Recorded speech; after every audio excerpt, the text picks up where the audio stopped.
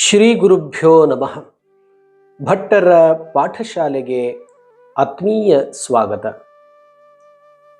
ಪ್ರಿಯ ವಿದ್ಯಾರ್ಥಿಗಳೇ, ಕನ್ನಡ ಭಾಷಾಧ್ಯಯನ ಎಂಬ ಈ ಮಾಲಿಕೆಯಲ್ಲಿ ಪಾಠ 32. ಇಂದಿನ ಪಾಠದಲ್ಲಿ ನಾವು ಪತ್ರಲೇಖನಗಳ ಬಗ್ಗೆ ತಿಳಿದುಕೊಳ್ಳೋಣ. ಪರೀಕ್ಷಾ ದೃಷ್ಟಿಯಿಂದ ಪತ್ರಲೇಖನ ಅತ್ಯಂತ ಮಹತ್ವವಾದಂತಹ ಪಾಠ. ಪ್ರಸ್ತುತ ಇಂದಿನ ದಿನಗಳಲ್ಲಿ ನಾವು ಪತ್ರಲೇಖನವನ್ನು ಬಳಸುವುದನ್ನು ಬಿಟ್ಟೇ ಬಿಟ್ಟಿದ್ದೇವೆ ಎಂದರೂ ತಪ್ಪಾಗಲಾಗದು.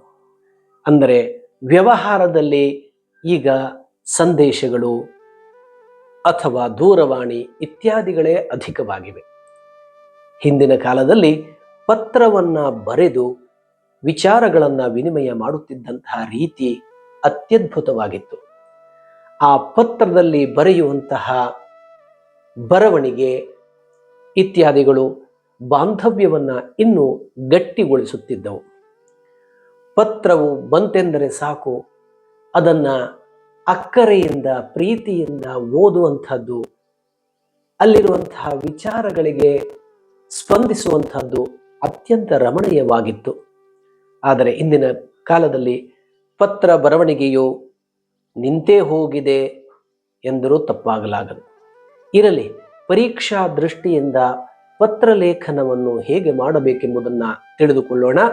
ಮೊದಲಿಗೆ ಪತ್ರಲೇಖನದಲ್ಲಿ 2 ರೀತಿಯಂತಹ ಪತ್ರಗಳನ್ನು ನಾವು ಪ್ರಧಾನವಾಗಿ ಮಾಡುತ್ತೇವೆ. ಒಂದು ಔಪಚಾರಿಕ ಪತ್ರ, ಇನ್ನೊಂದು ಅನೌಪಚಾರಿಕ ಪತ್ರ. ಇದು ಪರೀಕ್ಷಾ ದೃಷ್ಟಿಯಿಂದ ಮಹತ್ವವಾದಂತಹ 2 ಪ್ರಕಾರಗಳು, ಔಪಚಾರಿಕ ಅನೌಪಚಾರಿಕ. ಔಪಚಾರಿಕ ಅಂದರೆ ಫಾರ್ಮಲ್ ಲೆಟರ್ಸ್ ಎಂಬುದಾಗಿ, ಅನೌಪಚಾರಿಕ ಇನ್ಫಾರ್ಮಲ್ ಲೆಟರ್ಸ್. ಪ್ರಿಯ ವಿದ್ಯಾರ್ಥಿಗಳೇ, ಗಮನಿಸಿ, ಔಪಚಾರಿಕ ಪತ್ರಗಳನ್ನು ಮತ್ತು ಅನೌಪಚಾರಿಕ ಪತ್ರಗಳನ್ನು ಯಾವ ರೀತಿಯಾಗಿ ಬರೆದಾಗ ನಿಮಗೆ ಪೂರ್ಣಾಂಕಗಳು ಸಿಗುತ್ತವೆ ಎಂಬುದರ ಮಾಹಿತಿಯನ್ನು ನಿಮ್ಮೊಂದಿಗೆ ಹಂಚಿಕೊಳ್ಳುತ್ತಿದ್ದೇನೆ. ಗಮನಿಸಿ, ಔಪಚಾರಿಕವಾಗಲಿ ಅನೌಪಚಾರಿಕವಾಗಲಿ ಪತ್ರಗಳು 3 ಗದ್ಯ ಖಂಡಗಳನ್ನು ಒಳಗೊಂಡಿರುತ್ತವೆ. 3 ಪ್ಯಾರಾಗ್ರಾಫ್ಸ್ ಎಂದು ಕರೆಯಲ್ಪಡುವಂತಹ ಗದ್ಯ ಖಂಡಗಳನ್ನು ಒಳಗೊಂಡಿರುತ್ತವೆ. ಮೊದಲನೇ ಭಾಗ ಪೀಠಿಕೆ, ಆನಂತರದ ಭಾಗ ವಿವರಣೆ, ಕೊನೆಯ ಭಾಗ ಉಪಸಂಹಾರ. ಪತ್ರ ಲೇಖನದಲ್ಲಿ ಈ 3 ಅಂಶಗಳನ್ನು ನಾವು ಗಮನಿಸಬೇಕು. ಪೀಠಿಕೆಯು ಸಾಮಾನ್ಯವಾಗಿ 3 ರಿಂದ 4 ವಾಕ್ಯಗಳಲ್ಲಿ ಕೂಡಿರುತ್ತದೆ.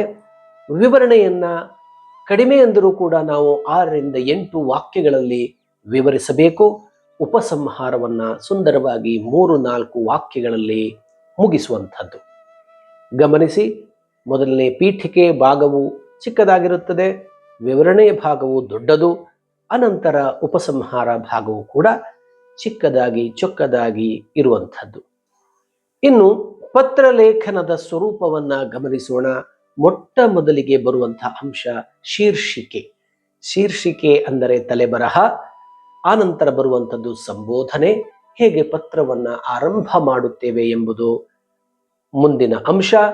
ಆಮೇಲೆ ಗಮನಿಸಿ, ವಿವರಣೆ, ಕೊಟ್ಟಿರುವಂತಹ ವಿಚಾರವನ್ನ ಹೇಗೆ ವಿವರಿಸುತ್ತೀರಾ ಎಂಬುದರ ಮೇಲೆ ನಿಮಗೆ ಅಂಕಗಳು ಲಭಿಸುತ್ತವೆ. ಇನ್ನು ಪತ್ರವನ್ನ ಮುಕ್ತಾಯ ಮಾಡುವಂಥದ್ದು, ಅಲ್ಲಿ ಉಪಸಂಹಾರ ಮಾಡುವಂತಹ ಭಾಗವು ಕೂಡ ಅಷ್ಟೇ ಪ್ರಧಾನವಾದದ್ದು. ಅನಂತರದ ಭಾಗವೇ ಹಸ್ತಾಂಕನ.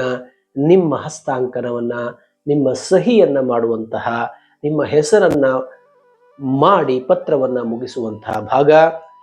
ಕೊನೆಯಲ್ಲಿ ಬರುವಂಥದ್ದು ವಿಳಾಸ ಅಥವಾ ಹೊರವಿಳಾಸ.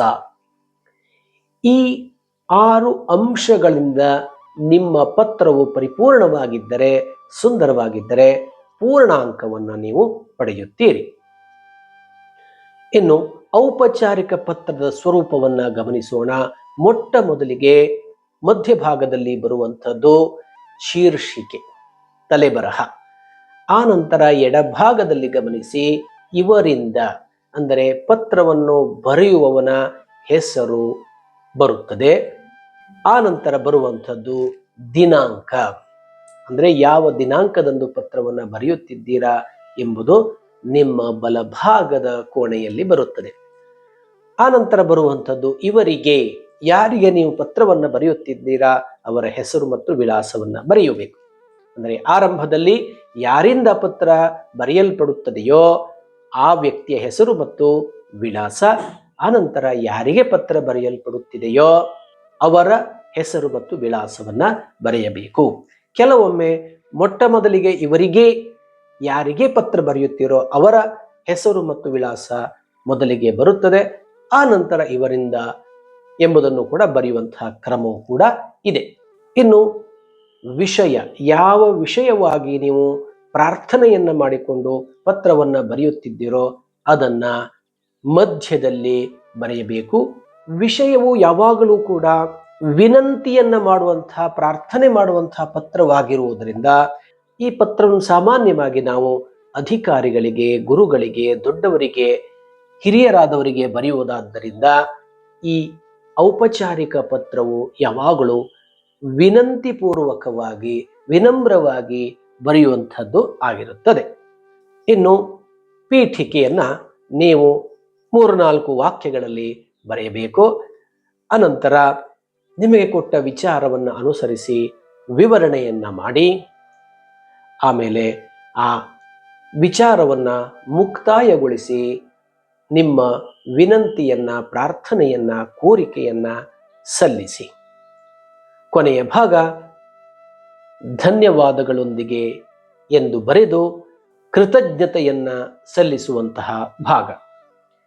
ಕೊನೆಯದಾಗಿ ನಿಮ್ಮ ಬಲಭಾಗದಲ್ಲಿ ಇಂತಿ ನಿಮ್ಮ ಎಂದು ಬರೆದು ನಿಮ್ಮ ಹಸ್ತಾಂಕನವನ್ನ ಅಥವಾ ನಿಮ್ಮ ಹೆಸರನ್ನ ಬರೆಯಬೇಕು. ಎಡಭಾಗದಲ್ಲಿ ನಿಮ್ಮ ಸ್ಥಳವನ್ನ ನೀವು ನಮೂದಿಸಬೇಕು. ಪತ್ರದ ಸ್ವರೂಪವನ್ನ ಸರಿಯಾಗಿ ಗಮನಿಸಿ ಮಕ್ಕಳೇ. ಈ ಅಂಶಗಳನ್ನ ಆ ಸ್ಥಾನದಲ್ಲಿ ನೀವು ಬರೆದು ಸುಂದರವಾಗಿ ಪ್ರಸ್ತುತೀಕರಣ ಮಾಡಿದರೆ, ಪತ್ರವನ್ನ ಬರೆದರೆ ಖಂಡಿತವಾಗ್ಲೂ ಕೂಡ ಒಳ್ಳೆಯ ಅಂಕಗಳು ಸಿಕ್ಕೇ ಸಿಗುತ್ತವೆ. ಇನ್ನು ಅನೌಪಚಾರಿಕ ಪತ್ರದ ಸ್ವರೂಪವನ್ನ ಗಮನಿಸೋಣ. ಮೊಟ್ಟ ಮೊದಲಿಗೆ ಶೀರ್ಷಿಕೆ ಕೆಳಭಾಗದಲ್ಲಿ ಶ್ರೀ ಎಂಬ ಅಕ್ಷರವನ್ನ ನಾವು ಬರೆಯುತ್ತೇವೆ. ಆನಂತರ ಎಡಭಾಗದ ಕೋಣೆಯಲ್ಲಿ ಕ್ಷೇಮ ಎಂಬ ಶಬ್ದವನ್ನ ಬರೆಯುತ್ತೇವೆ. ಸಾಮಾನ್ಯವಾಗಿ ಕ್ಷೇಮ ಸಮಾಚಾರದ ಪತ್ರಗಳು ಇರುವುದರಿಂದ ಕ್ಷೇಮ ಎಂದು ಬರೆಯುತ್ತೇವೆ. ಬಲಭಾಗದ ಮೂಲೆಯಲ್ಲಿ ಇವರಿಂದ ಯಾರು ಪತ್ರವನ್ನು ಬರೆಯುತ್ತಿರುವರೋ ಅವರ ಹೆಸರು ಮತ್ತು ವಿಳಾಸವನ್ನ ಬರೆಯುತ್ತೇವೆ. ಪತ್ರ ಬರೆಯುವವರ ಸ್ಥಳ ಇಲ್ಲಿ ಬರುತ್ತದೆ. ಆನಂತರ ದಿನಾಂಕವನ್ನ ಕೂಡ ನಾವು ನಮೂದಿಸಬೇಕು. ಸಂಬೋಧನೆ ಎನ್ನುವಂತಹದ್ದು ಹೇಗೆ ಔಪಚಾರಿಕ ಪತ್ರದಲ್ಲಿ ವಿಷಯ ಬರುತ್ತದೆಯೋ ಅದೇ ರೀತಿಯಾಗಿ ಅನೌಪಚಾರಿಕ ಪತ್ರದಲ್ಲಿ ಅದೇ ಸ್ಥಾನದಲ್ಲಿ ಸಂಬೋಧನೆ ಎಂಬ ಒಂದು ಅಂಶವು ಕೂಡ ಇಲ್ಲಿ ಬೇಕು.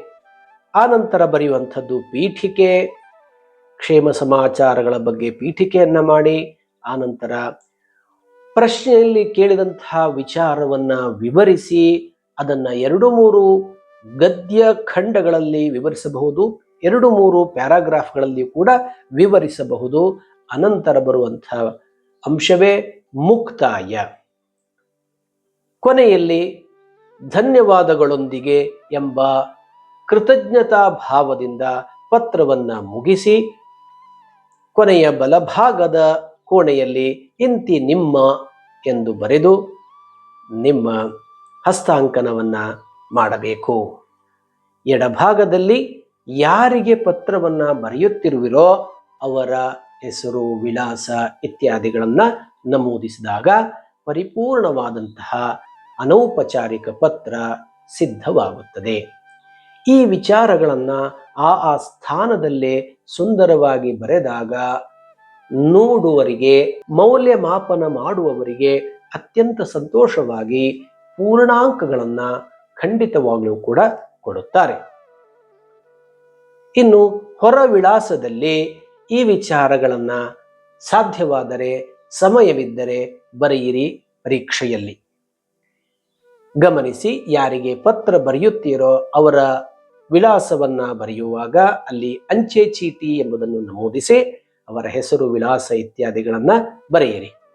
ಬರೆಯುವಂತಹ ವ್ಯಕ್ತಿಯ ಹೆಸರು ವಿಳಾಸವನ್ನು ಸುಂದರವಾಗಿ ಸ್ಪಷ್ಟವಾಗಿ ಬರೆಯಬೇಕು. ಇನ್ನು ಯಾರಿಗೆ ನಾವು ಪತ್ರ ಬರೆಯುತ್ತೇವೋ ಅವರಿಗೆ ಪತ್ರ ಬರೆಯುವಾಗ ಆ ಪತ್ರದ ಆರಂಭ ಅಥವಾ ಸಂಬೋಧನೆ ಎಂದು ಹೇಳುತ್ತೇವಲ್ಲವೇ, ಅದು ಯಾವ ರೀತಿಯಾಗಿರಬೇಕು, ಪತ್ರದ ಮುಕ್ತಾಯ ಹೇಗೆ ಬರುತ್ತದೆ ಎಂಬುದನ್ನ ಈ ಕೋಷ್ಟಕ ತಿಳಿಸುತ್ತದೆ. ಸರಿಯಾಗಿ ಗಮನಿಸಿ ಮಕ್ಕಳೇ. ನೀವು ತಾಯಿಗೆ ಪತ್ರವನ್ನ ಬರೆಯುವಾಗ ಪತ್ರದ ಆರಂಭ ಹೀಗಿರಬೇಕು: ಮಾತೃಶ್ರೀಯವರ ಪಾದಗಳಿಗೆ ನಮಸ್ಕಾರಗಳು ಎಂದು, ಕೊನೆಯಲ್ಲಿ ಇಂತಿ ನಿಮ್ಮ ಮಗ ಅಥವಾ ಮಗಳು ಎಂಬುದರಿಂದ ಮುಕ್ತಾಯ ಮಾಡಬೇಕು. ತಂದೆಗೆ ಪತ್ರ ಬರೆಯುವಾಗ ತೀರ್ಥರೂಪರ ಪಾದಗಳಿಗೆ ನಮಸ್ಕಾರಗಳು ಎಂದು ಆರಂಭವಾಗುತ್ತದೆ. ಇಂತಿ ನಿಮ್ಮ ಮಗ ಅಥವಾ ಮಗಳು. ಗೆಳೆಯ ಅಥವಾ ಗೆಳತಿಗೆ ಪತ್ರ ಬರೆಯುವಾಗ ಪ್ರೀತಿಯ ಗೆಳೆಯ, ಪ್ರೀತಿಯ ಗೆಳತಿ ಎಂದು ಆರಂಭ ಮಾಡಿ ಕೊನೆಯಲ್ಲಿ ಇಂತಿ ನಿಮ್ಮ ಗೆಳೆಯ ಅಥವಾ ಗೆಳತಿ ಎಂದು ಮುಕ್ತಾಯ ಮಾಡಿ ನಿಮ್ಮ ಹೆಸರನ್ನ ಬರೆಯಿರಿ. ಅಣ್ಣನಿಗೆ ಅಥವಾ ಅಕ್ಕನಿಗೆ ಪತ್ರ ಬರೆಯುವಾಗ ಅಣ್ಣನಿಗೆ ನಮಸ್ಕಾರಗಳು, ಅಕ್ಕನಿಗೆ ನಮಸ್ಕಾರಗಳು ಎಂದು ಆರಂಭ ಮಾಡಿ ಪ್ರೀತಿಯ ಅಣ್ಣನಿಗೆ, ಪ್ರೀತಿಯ ಅಕ್ಕನಿಗೆ ಎಂದು ಕೂಡ ಸೇರಿಸುವುದು ತುಂಬಾ ಅತ್ಯಂತ ಸಮರ್ಪಕವಾಗಿ ಇರುತ್ತದೆ. ಇಂತಿ ನಿನ್ನ ತಮ್ಮ ಅಥವಾ ತಂಗಿ ಎಂದು ಕೊನೆಗೊಳ್ಳುವಂತೆ ನೋಡಿಕೊಳ್ಳಿ. ಮುಂದೆ ತಮ್ಮ ಅಥವಾ ತಂಗಿಗೆ ಪತ್ರವನ್ನು ಬರೆಯುವಾಗ ಪ್ರೀತಿಯ ತಮ್ಮನಿಗೆ ಅಥವಾ ತಂಗಿಗೆ ಆಶೀರ್ವಾದಗಳು ಎಂದು ಆರಂಭ ಮಾಡಿ ಕೊನೆಯಲ್ಲಿ ಇಂತಿ ನಿಮ್ಮ ಅಣ್ಣ ಅಥವಾ ಅಕ್ಕ ಎಂದು ನಿಮ್ಮ ಹೆಸರನ್ನ ಬರೆದು ಸಹಿಯನ್ನ ಹಾಕಿ. ಅಜ್ಜ ಅಥವಾ ಅಜ್ಜಿಗೆ ಪತ್ರವನ್ನು ಬರೆಯುವಾಗ ಪ್ರೀತಿಯ ಅಜ್ಜನ ಅಥವಾ ಅಜ್ಜಿಯ ಪಾದಗಳಿಗೆ ನಮಸ್ಕಾರಗಳು ಎಂದು ಆರಂಭ ಮಾಡಿ ಕೊನೆಯಲ್ಲಿ ಇಂತಿ ನಿಮ್ಮ ಮೊಮ್ಮಗ, ನಿಮ್ಮ ಮೊಮ್ಮಗಳು ಎಂದು ಮುಕ್ತಾಯ ಮಾಡಬಹುದು. ಮಾವ ಅಥವಾ ಅತ್ತೆಗೆ ಪತ್ರವನ್ನು ಬರೆಯುವಾಗ ಆರಂಭವಾಗುವಂಥದ್ದು ಪ್ರೀತಿಯ ಮಾವ ಅಥವಾ ಅತ್ತೆಗೆ ನಮಸ್ಕಾರಗಳು ಎಂದು ಆರಂಭಿಸಿ ಕೊನೆಯಲ್ಲಿ ಇಂತಿ ನಿಮ್ಮ ಅಳಿಯ ಅಥವಾ ಸೊಸೆ ಎಂಬುದಾಗಿ ಮುಕ್ತಾಯ ಮಾಡಿ.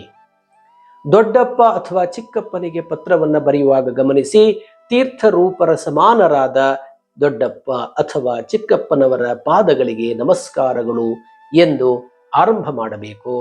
ಕೊನೆಯಲ್ಲಿ ಇಂತಿ ನಿಮ್ಮ ಮಗ ಅಥವಾ ಮಗಳು ಎಂದು ಮುಕ್ತಾಯಗೊಳಿಸಿ. ದೊಡ್ಡಮ್ಮ ಅಥವಾ ಚಿಕ್ಕಮ್ಮನಿಗೆ ಪತ್ರವನ್ನು ಬರೆಯುವಾಗ ಮಾತೃಶ್ರೀ ಸಮಾನರಾದ ದೊಡ್ಡಮ್ಮ ಚಿಕ್ಕಮ್ಮನವರ ಪಾದಗಳಿಗೆ ನಮಸ್ಕಾರಗಳು ಎಂದು ಆರಂಭ ಮಾಡಿ ಮಕ್ಕಳೇ ಕೊನೆಯಲ್ಲಿ ಇಂತಿ ನಿಮ್ಮ ಮಗ ಅಥವಾ ಮಗಳು ಎಂದು ನಿಮ್ಮ ಹೆಸರಿನಿಂದ ಮುಕ್ತಾಯಗೊಳಿಸಿ. ಇನ್ನು ಔಪಚಾರಿಕ ಪತ್ರಗಳಲ್ಲಿ ಅಧ್ಯಾಪಕರಿಗೆ ಪತ್ರವನ್ನು ಬರೆಯುವಾಗ ಪೂಜ್ಯರೇ ಎಂದು ಆರಂಭಿಸಿ ಕೊನೆಯಲ್ಲಿ ಇಂತಿ ನಿಮ್ಮ ವಿದ್ಯಾರ್ಥಿ ಅಥವಾ ವಿದ್ಯಾರ್ಥಿನಿ ಎಂದು ಮುಕ್ತಾಯಗೊಳಿಸಿ. ಪ್ರಾಂಶುಪಾಲರಿಗೆ ಪತ್ರವನ್ನು ಬರೆಯುವಾಗ ಪೂಜ್ಯರೇ ಎಂದು ಆರಂಭ ಮಾಡಬೇಕು. ಕೊನೆಯಲ್ಲಿ ಇಂತಿ ನಿಮ್ಮ ವಿದ್ಯಾರ್ಥಿ ಅಥವಾ ವಿದ್ಯಾರ್ಥಿನಿ ಎಂದು ಮುಕ್ತಾಯ ಮಾಡಬೇಕು. ಇನ್ನು ಎಲ್ಲ ಅಧಿಕಾರಿಗಳಿಗೂ ಕೂಡ ಪತ್ರವನ್ನು ಬರೆಯುವಾಗ ಗಮನಿಸಿ ಮಾನ್ಯರೇ ಎಂದು ಸಂಬೋಧಿಸಿ ಅಥವಾ ಆರಂಭ ಮಾಡಿ ಕೊನೆಯಲ್ಲಿ ಇಂತಿ ನಿಮ್ಮ ವಿಶ್ವಾಸಿ ಅಥವಾ ವಿಶ್ವಾಸಿನಿ ಎಂಬುದಾಗಿ ಪತ್ರವನ್ನು ಮುಕ್ತಾಯಗೊಳಿಸಬೇಕು. ನಾನು ಹೇಳಿದ ಇದೆಲ್ಲ ವಿಚಾರಗಳನ್ನ ಸೇರಿಸಿಕೊಂಡು ನಿಮ್ಮ ಔಪಚಾರಿಕ ಮತ್ತು ಅನೌಪಚಾರಿಕ ಪತ್ರಗಳನ್ನು ಸುಂದರವಾಗಿಯೂ ಸ್ಪಷ್ಟವಾಗಿಯೂ ಬರೆದಾಗ ಖಂಡಿತವಾಗಿಯೂ ಉತ್ತಮವಾದಂತಹ ಪತ್ರಲೇಖನವಾಗಿ ನಿಮಗೆ ಪೂರ್ಣವಾದ ಅಂಕವನ್ನು ಕೊಡುವುದರಲ್ಲಿ ಯಾವುದೇ ಸಂದೇಹ ಇಲ್ಲವೇ ಇಲ್ಲ. ಆತ್ಮೀಯ ವಿದ್ಯಾರ್ಥಿಗಳೇ, ಇಂದಿನ ಪಾಠದಲ್ಲಿ ಪತ್ರಲೇಖನವನ್ನು ಸುಂದರವಾಗಿ ಬರೆಯುವುದನ್ನು ಅರಿತುಕೊಂಡರೆ ಈ ವಿಚಾರವನ್ನು ನೀವು ಮತ್ತೊಮ್ಮೆ ಮನನ ಮಾಡಿಕೊಳ್ಳಿ. ಇನ್ನೊಮ್ಮೆ ಈ ವಿಡಿಯೋವನ್ನು ಅಥವಾ ಈ ಪಾಠವನ್ನು ಅವಲೋಕಿಸಿ ಬೇರೆ ಬೇರೆ ವಿಚಾರಗಳನ್ನು ಕುರಿತು ಪತ್ರಗಳನ್ನು ಬರೆದು ಅಭ್ಯಾಸ ಮಾಡಿ ಕನ್ನಡವನ್ನು ಬಳಸಿ ಕನ್ನಡವನ್ನು ಬೆಳೆಸಿ. ಧನ್ಯವಾದಗಳು. ಮುಂದಿನ ಪಾಠದೊಂದಿಗೆ ನಿಮ್ಮೊಂದಿಗೆ ಬರುತ್ತೇನೆ. ನಮಸ್ಕಾರ.